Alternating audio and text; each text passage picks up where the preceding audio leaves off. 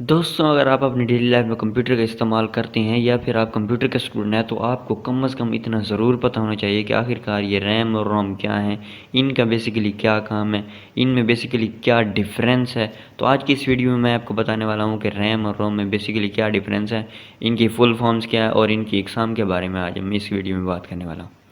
Hi friends, my name is Veer और मैं आपका वेलकम करता हूँ एसटी सर्विसेज में।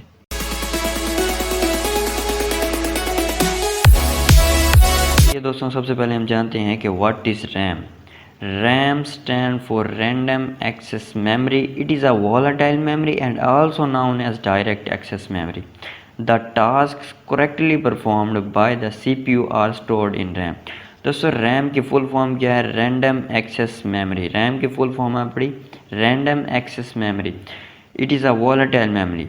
दोस्तों, ये वोलेटाइल मेमोरी है। वोलेटाइल मेमोरी मतलब ऐसी मेमोरी जिसमें उस वक्त तक डाटा स्टोर रहेगा जब तक कि उसे बिजली के साथ फराहमी दी जाएगी। जैसे ही उसे बिजली के साथ मुनक़ता किया जाएगा वैसे ही उसका मौजूद डाटा ज़ाया हो जाएगा। उसमें मौजूद डाटा तब तक महफूज रहेगा जब तक उसे बिजली दी जाएगी। दोस्तों, नेक्स्ट हमारे पास इसका पार्ट आता है, इसे डायरेक्ट एक्सेस मेमोरी के नाम से भी जाना जाता है। वो तमाम काम जो CPU में स्टोर होती हैं रैम की वजह से ही करेक्टली परफॉर्म होते हैं। नेक्स्ट दोस्तों, हमारे पास आती हैं टाइप्स ऑफ रैम। हमारे पास रैम की दो किस्म की टाइप्स हैं, SRAM और DRAM। दोस्तों, SRAM stand for static access memory और DRAM it stand for dynamic random access memory. SRAM क्या है? स्टैटिक एक्सेस मेमोरी है, जबकि DRAM क्या है? डायनामिक रैंडम एक्सेस मेमोरी है। दोस्तों, data remains in static memory as long as there is power supply.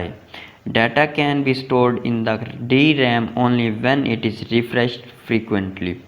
दोस्तों, SRAM में डाटा स्टोर उस वक्त रहता है जब तक उसे बिजली फराहम की जाए, as long as power supply, जब तक उसे बिजली दी जाए। जबकि DRAM में डाटा उस वक्त तक स्टोर रहता है जब इसे बार बार रिफ़्रेश किया जाए। It does not to be refreshed again and again. DRAM में मौजूद डाटा को बार बार रिफ़्रेश करना पड़ता है, जबकि SRAM में मौजूद डाटा को बार बार रिफ़्रेश नहीं करना पड़ता।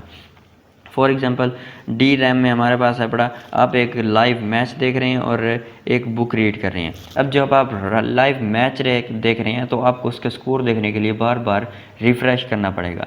ये सब जो डाटा होता है DRAM में होता है। लाइव स्कोर चल रहे हैं, उसको बार बार रिफ़्रेश हो रहे हैं, आपको न्यू अपडेट मिल रही है, न्यू स्कोर पता चल रहे हैं, ये सब DRAM की वजह से हो रहे हैं।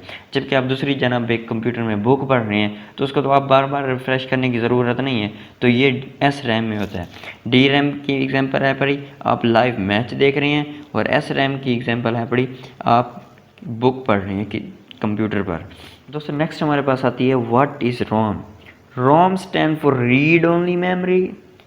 इन this memory we can only read, can't write. ROM data is permanently during creation of information, that's why it is called non-volatile memory। तो सर, नॉन वोलेटाइल की फुल फॉर्म क्या है? Read only memory. जैसे कि नाम से ही जाहिर है, रीड ओनली मेमोरी। इस मेमोरी में हम सिर्फ पढ़ सकते हैं, लिख नहीं सकते। और रोम मेमोरी में डाटा परमानेंटली स्टोर होता है, इसलिए इसे नॉन वोलेटाइल कहते हैं। नॉन वोलेटाइल मेमोरी मतलब जिसमें परमानेंटली डाटा स्टोर हो।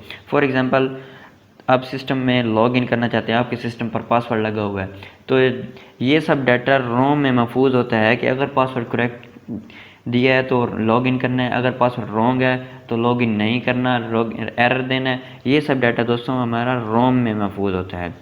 मूवीज़, सॉफ्टवेयर वगैरह भी हमारे रोम में ही स्टोर होती हैं। नेक्स्ट हमारे पास दोस्तों आती है टाइप्स ऑफ रोम। अब रोम की क्या टाइप्स हैं? दोस्तों, रोम की 3 किस्म की टाइप्स हैं, PROM, EROM and EEPROM। PROM क्या होती है? PROM ऐसी रोम है, प्रोग्रामेबल रीड ओनली मेमोरी। ऐसी मेमोरी जो प्रोग्रामेबल भी हो और सिर्फ रीड की जाके।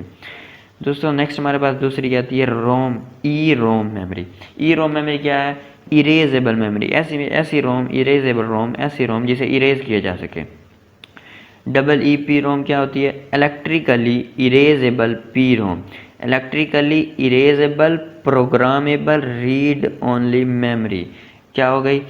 PROM programmable read only memory, EROM erasable ROM memory, double EEPROM electrically erasable programmable read only memory. दोस्तों ये थी रैम और रोम। फिर से आपको समरी डिफाइन करता जाऊँ। रैम ऐसी मेमोरी होती है जिसमें डाटा आर्जी तौर पर महफूज रहता है और ये उस वक्त तक महफूज रहता है जब तक उसे बिजली फराहम की जा सके। जब तक कि रोम ऐसी मेमोरी होती है जिसमें डाटा को परमानेंटली स्टोर किया जाता है, इसलिए इसे नॉन वर्टाइल मेमोरी कहती हैं।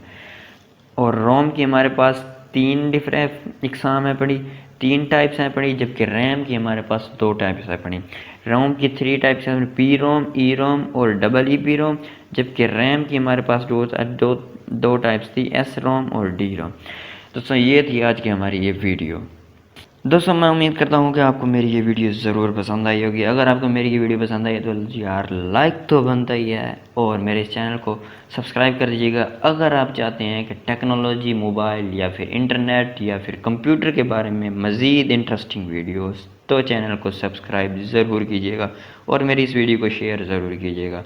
मिलते हैं किस नेक्स्ट वीडियो में, तब तक के लिए गुड बाय।